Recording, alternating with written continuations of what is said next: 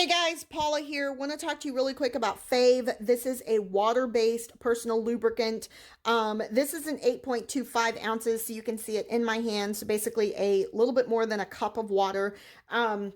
This is going to be considered unscented, unflavored. Now, to me, it does have a scent, which is basically kind of like a plastic scent. And I think that's just because of the fact that it's just the lubricant itself.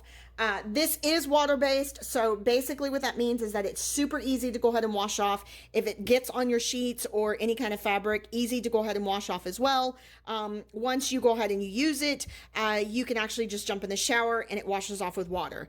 Oil-based is a little different. It's also slicker, etc. Anyway, it's got a pump top here. A little pop top here. And as you apply it, I'm just going to put a little bit on my hand. You can see how slick that is. And I just put a very small amount, like smaller than a dime. And you can see how far that goes.